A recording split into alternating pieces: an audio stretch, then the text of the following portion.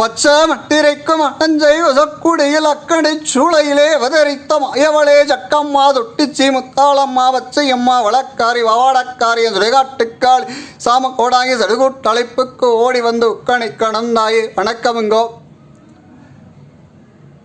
இன்றைய பதிவில் என்ன தகவலை நம்ம பார்க்க போகிறோம் அப்படின்னு பார்த்தீங்கன்னா, கும்பராசிக்காரர்களுக்கான மகா யோக தாயத்து எப்படி செய்கிறது அப்படிங்கிறத பற்றி பார்க்க போகிறோம். அதுக்கு முன்னாடி நம்மளோட சேனலை இப்போ தான் முதல் முறையாக பார்க்குறீங்கன்னா நம்மளோட சேனலை லைக் பண்ணுங்கள், ஷேர் பண்ணுங்கள், மறக்காமல் சப்ஸ்கிரைப் பண்ணுங்கள். நம்ம போடக்கூடிய தகவல் அனைவருக்கும் பயனுள்ள தகவலாகத்தான் இருக்கும். சப்ஸ்கிரைப் பண்ணி உங்களுடைய ஆதரவை நமக்கு தாருங்கள். வாருங்கள் இன்றைய தகவலை காண்போம்.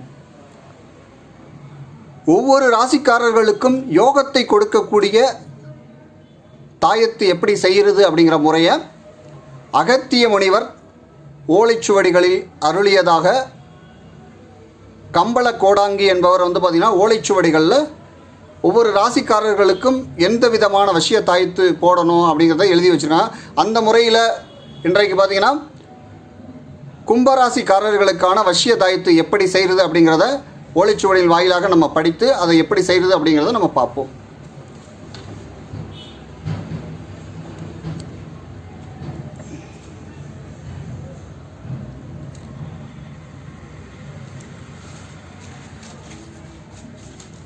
ராசிக்காரர்களுக்கு இதில் பார்த்தீங்கன்னா, பன்னிரு ராசிக்கும் பலன் தரும் தாயித்து செய்முறை செப்புகிறேன் செல்வனே ஏலப்பா அகத்திய முனியேட்டில் அருளிய முறையப்பா கம்பள கோடாங்கி கருகாப்பு முறையப்பா குருசொல் சூட்சமத்தை குலக்கோடைக்கு தான் உரைப்பாய் அப்படி சொல்லிட்டு அதற்கடுத்து அவிட்டம் பின் பாதம் 2 சதயம் பாத 4 பூரட்டாதி பாதம் 3 கொண்ட குடராசிக்காரருக்கு குருயோக தாயத்து செய்முறை செப்புகிறேன் செல்வனே கேலப்பா மங்கள நாளொன்றில் செப்பு தகடு வெட்டி செவ்வருங்கோணமெட்டு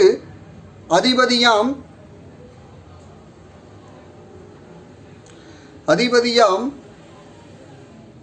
நித்தியகாரன் நாமம் அருங்கோண முனை நிரப்பி தன தானிய சுகமென்றும் லாப ஆயுள் யோகமென்றும் அருங்கோண வெளியெழுதி அதன் மத்தி அகங்கார சூளமிட்டு நவகோள மையதனை நடுத்தகடு தான் பூசி வன்னிமர வித்து வைத்து வசிய புல்லுருவி வைத்து தகடதனை தான் சுருட்டி தாயித்து உள்ளடைத்து பழம்பால் படையிலிட்டு பத்தி சூடம் தீபமிட்டு நவகோள மந்திரத்தை நலம் வேண்டி உச்சாட 108 அப்படின்னு சொல்லிட்டு அதற்கடுத்து இந்த தாயத்தை தயாரித்து அதற்கான உரு சொல்லக்கூடிய மந்திரம் கொடுத்துருக்காங்க. அது பார்த்தீங்கன்னா, அண்டம் படைத்த ஆதி சிவன் வசிய, பிண்டம் படைத்த பிரம்மன் வசிய, குண்டம் படைத்த வைகுண்டன் வசிய, ரவி மதி குசன் வசிய, கணக்கன் பொன்னன் களத்திரன் வசிய, முடவன் ராகு கேது வசிய, சகலரும் வசிய நம சகல சுபகாரியங்கள் வசிய நம அப்படின்னு சொல்லிட்டு அதற்கடுத்து வந்தீங்கன்னா, உருகொண்ட தாயத்தை உடனடிய கண்டம் இடை நவகோளும் வசியமப்பா நல்ல காலம் பிறக்குமப்பா அப்படின்னு சொல்லி கொடுத்துருக்காங்க. அதற்கடுத்து பார்த்தீங்கன்னா, இந்த ராசிக்காரர்களுக்கானது பலனை பொறுத்தளவு குடராசிக்காரனுக்கு அடைமழையாய் பணம் கொட்டும் விலகிய பேரும் கூட வேண்டியே சேர்க்கையாவார் மந்தமிட்ட தொழில் லாபம் மடபடன்னு ஏறுமப்பா தடைபட்ட காரியமும் தன வரவால் நடக்குமப்பா மங்கள சுபகாரியங்கள் மனையிலே நடக்குமப்பா மண்மனை யோகம் கூட பொன் பொருளும் சேருமப்பா அனுமனை தான் வணங்க அதிர்ஷ்ட யோகம் வருமப்பா அப்படின்னு சொல்லி இந்த பாடல் முடிஞ்சிருக்கு. இதனுடைய விளக்கம் என்ன அப்படிங்கிறத பார்ப்போம்.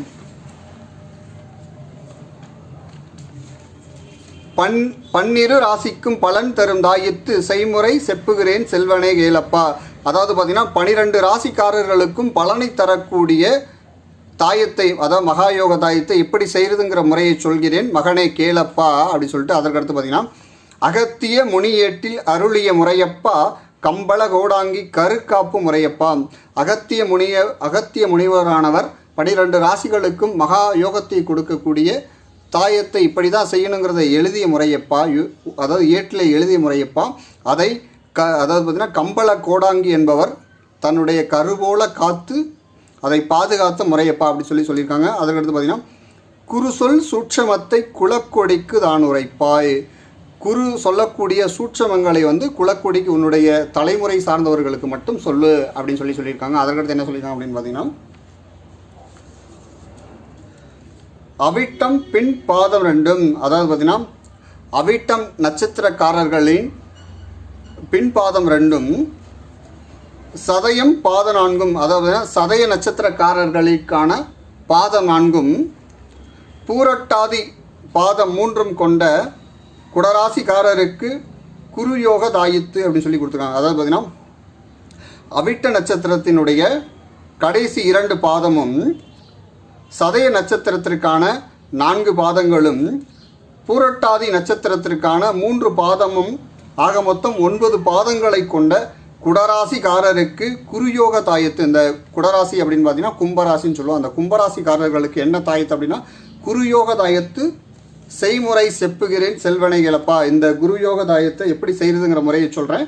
இந்த செல்வனை மகனை கேளப்பா அப்படின்னு சொல்லிட்டு அதற்கடுத்து மங்கள நாளொன்றில், அதாவது மங்கள நாள்னா அதாவது பார்த்தீங்கன்னா சுப நாள், அதாவது பார்த்திங்கன்னா நல்ல ஒரு முகூர்த்த நாளில் செப்பு தகடு வெட்டி செவ்வருங்கோணமிட்டு, அதாவது பார்த்திங்கன்னா இதுபோல் ஒரு செப்பு தகடு வந்து தாயத்திற்கு தகுந்தாற் போல் வெட்டி வைத்துட்டு அதற்கடுத்து என்ன சொல்லியிருக்காங்கன்னா செவ்வருங்கோணமிட்டு, அந்த செப்பு தகட்டில் வந்து அருங்கோணம் வரைய சொல்லியிருக்காங்க. அது வந்து தகட்டில் தெரியாதுங்கிறதுனால நம்ம பேப்பரில் எழுதி வச்சுக்கோம்.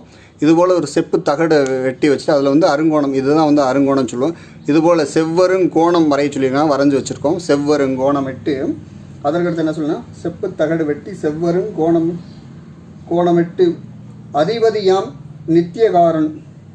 நித்தியகாரன் நாமம் அருங்கோண முனை நிரப்பி. அதாவது பார்த்தீங்கன்னா கும்பராசிக்கு அதிபதி அப்படின்னு பார்த்தீங்கன்னா சனி பகவான். கும்பராசிக்கு அதிபதியாக இருக்கக்கூடிய சனி பகவானுடைய இன்னொரு பெயர் அப்படின்னு பார்த்தீங்கன்னா நித்தியகாரன் சொல்லுவோம். அந்த நித்தியகாரன்கிறத வந்து பார்த்தீங்கன்னா அருங்கோணத்தினுடைய முனையில் நிரப்ப சொல்லுவாங்க. நித்தியகாரன் அப்படிங்கிறத வந்து பார்த்தீங்கன்னா இந்த அருங்கோணத்தினுடைய முனையில் வந்து நிரப்பியாச்சு. அருங்கோண முனை நிரப்பி அதற்கடுத்து என்ன சொல்லுன்னா அருங்கோண முனை நிரப்பி தனதானிய சுகம் என்றும் லாப ஆயுள் யோகம் என்றும் அருங்கோண வெளி எழுதி. இந்த அருங்கோணத்தினுடைய வெளியில் என்ன எழுத சொல்லியிருக்காங்கன்னா தன தானிய சுகல் லாப ஆயுள் யோகம் என்றும் எழுத சொல்லியிருக்காங்க. அதற்கடுத்துன்னா வெளி எழுதி அதன் மத்தி அகங்கார சூளமிட்டு, அதாவது பார்த்திங்கன்னா இந்த கும்பராசிக்காரர்களுக்கு என்ன சூளம், அதாவது பார்த்திங்கன்னா அந்த அருங்கோணத்தின் மத்தியில் வரையணும் அப்படின்னு பார்த்திங்கன்னா ஒவ்வொரு ராசிக்காரர்களுக்கும் ஒவ்வொரு சூளம் வரையும். அதுபோல் வந்து பார்த்திங்கன்னா கும்பராசிக்காரர்களுக்கு உகந்த சூளம் வசிய சூளம் யோக சூளம் அப்படின்னு பார்த்திங்கன்னா அகங்கார சூளம். இதுபோல் அகங்கார சூளம் எழுத சொல்லியிருக்காங்க. அகங்கார சூளம் எழுதுனா இந்த எந்திரம் வந்து முடிஞ்சிருச்சு. அதாவது பார்த்திங்கன்னா அருங்கோண வெளி எழுதி அதன் மத்தி அகங்கார சூளமிட்டு இப்போ எந்திரம் எழுதி வச்சுட்டோம். இதற்கடுத்து என்ன செய்ய சொல்லியிருக்காங்க அப்படின்னு பார்த்தீங்கன்னா எந்திரத்தில் என்ன செய்ய சொல்லியிருக்காங்க அப்படின்னு பார்த்தீங்கன்னா நவகோள மையதனை நடுதகடு தான் பூசி. நவகோளமை இதுதான் நவகோளமை. நவகோளமையை பொறுத்தளவு இன்னொரு வீடியோவில் வந்து பதிவு போட்டிருக்கோம். வந்து பார்த்திங்கன்னா அதாவது பார்த்திங்கன்னா நவ தானியங்களை கொண்டு செய்யக்கூடிய ஒரு சைவமை. இது வந்து நவ கிரகங்களை வசியம் செய்யக்கூடிய மை. இதை வந்து பார்த்திங்கன்னா இந்த தகட்டினுடைய மத்தியில் வந்து பூச சொல்லிடுங்க. நவகோள மையதனை நடுத்தகடு தான் பூசி, நடுவில் வந்து தகட்டில் வந்து பூசிட்டோம். அதற்கடுத்து என்ன சொல்லியிருக்காங்க அப்படின்னு பார்த்தீங்கன்னா வன்னிமர வித்து வைத்து வசிய புல்லுருவி வைத்து. இந்த தகட்டில் என்ன வைக்க சொல்லியிருக்காங்கன்னா அதுக்கு வந்து வன்னி மரத்தினுடைய விதைகளை வைக்க சொல்லியிருக்காங்க. இது பார்த்திங்கன்னா வன்னி மரத்தினுடைய விதைகள். இதில் வந்து ஒன்று எடுத்துக்குவோம்.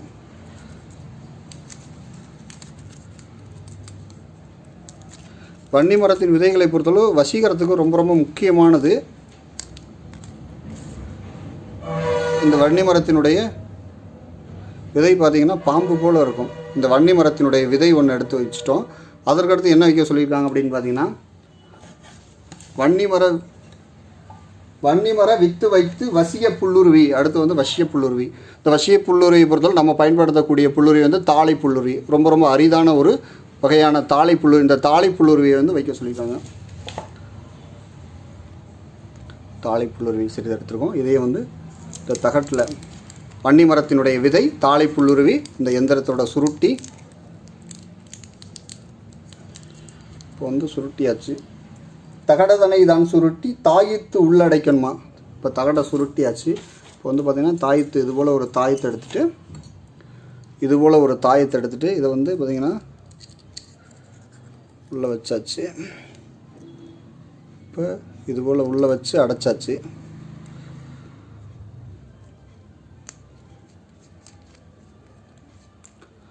இப்போ வந்து தாயத்து ரெடி பண்ணியாச்சு. இதற்கடுத்து என்ன சொல்கிறாங்க அப்படின்னு பார்த்தீங்கன்னா, தாயத்து உள்ளடைத்து பழம் பால் படையலிட்டு பத்தி சூடம் தீபமிட்டு. அதாவது பார்த்திங்கன்னா உங்களால் முடிந்த பழம் பால், அதுபோல் வந்து படையலுக்கு தேவையான உங்களால் முடிஞ்ச பொங்கல், உங்களால் முடிஞ்ச எந்த விதமான பொருளை வந்து பார்த்திங்கன்னா படையலை நீங்கள் வைக்கலாம். அதற்கடுத்து வந்து பத்தி சூடம் சாம்பிராணி போட்டு தீபத்தை ஏற்றி சொல்கிறாங்க. அதற்கடுத்து பார்த்திங்கன்னா நவகோள மந்திரத்தை நலம் வேண்டி உச்சாட. இந்த தாயத்தை ரெடி பண்ண பிறகு இந்த தாயத்திற்கு உரியேற்றக்கூடிய மந்திரத்தை சொல்ல சொல்லுவாங்க. இந்த உரியேற்று மந்திரத்தை வந்து 108 முறை சொல்ல சொல்லுவாங்க. மந்திரத்தை மறுபடியும் சொல்கிறேன், நம்மளுடைய மாணவர்கள் எழுதி வைத்து பயன்பெறுங்க. அண்டம் படைத்த ஆதிசிவன் வசிய, பிண்டம் படைத்த பிரம்மன் வசிய, குண்டம் படைத்த வைகுண்டன் வசிய, ரவி மதி குசன் வசிய, கணக்கன் பொன்னன் களத்திரன் வசிய, முடவன் ராகு கேது வசிய, சகலரும் வசியனம, சகல சுபகாரியங்கள் வசியனவ அப்படி சொல்லி இந்த தாயத்தை எழுதி, தாயத்துக்கு வந்து பார்த்திங்கன்னா உரு போட சொல்லியிருக்காங்க. 108 முறை உரு சொல்லிவிட்டு அதற்கடுத்து என்ன சொல்லியிருக்காங்கன்னா, உரு கொண்ட தாயத்தை, இப்போ தாயத்து வந்து உரு ஏறிடுச்சு. இந்த தாயத்தை என்ன பண்ண சொல்லியிருக்காங்கன்னா, உரு கொண்ட தாயத்தை உடனடிய கண்டம் இடை நவகோளும் வசியம் அப்பா, நல்ல காலம் பிறக்கும் அப்பா. இந்த உரு ஏற்றின தாயத்தை வந்து பார்த்திங்கன்னா, கண்டம்னா கழுத்து அல்லது இடைனா இடுப்பு, கழுத்துலையோ அல்லது இடையிலையோ வந்து நூல் கோர்த்து நம்ம அணிஞ்ச பிறகு நமக்கு என்ன ஆகும் அப்படின்னு பார்த்தீங்கன்னா, நவகோளும் நவகிரகங்களும் வந்து நமக்கு வசியமாயிடும். நல்ல காலம் இதை அணிந்த பிறகு நமக்கு வந்து நல்ல காலம் வந்து பிறக்குமப்பா அப்படி சொல்லி கொடுத்துருக்காங்க. இந்த வசிய தாயத்தை பொறுத்தவரை நம்மளுடைய அன்பர்களுக்கு நம்ம வந்து ரெடி பண்ணி கொடுத்துக்கிட்டு இருக்கோம். கும்பராசிக்காரர்களுக்கான மகா யோக தாயத்து, இந்த தாயத்தை பொறுத்தவரை நம்மளுடைய அன்பர்களுக்கு வேண்டக்கூடியவர்களுக்கு நம்ம வந்து தயார் பண்ணி கொடுத்துட்ருக்கோம்.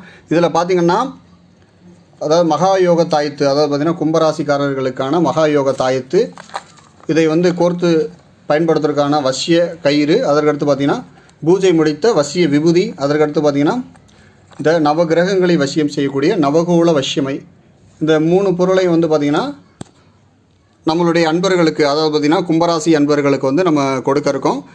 யாருக்கேன்னு வேணும் அப்படின்னு பார்த்திங்கன்னா நம்மளை தொடர்பு கொள்ளுங்கள். மகா யோகத்தை கொடுக்கக்கூடிய அகத்திய பெருமானால் அருளிய ஒரு மிகவும் அதிர்ஷ்டத்தையும் யோகத்தையும் கொடுக்கக்கூடிய ஒரு தாயத்து நம்ம அன்பர்கள் யாருக்கு வேணுனாலும் நம்மளை தொடர்பு கொள்ளுங்கள்.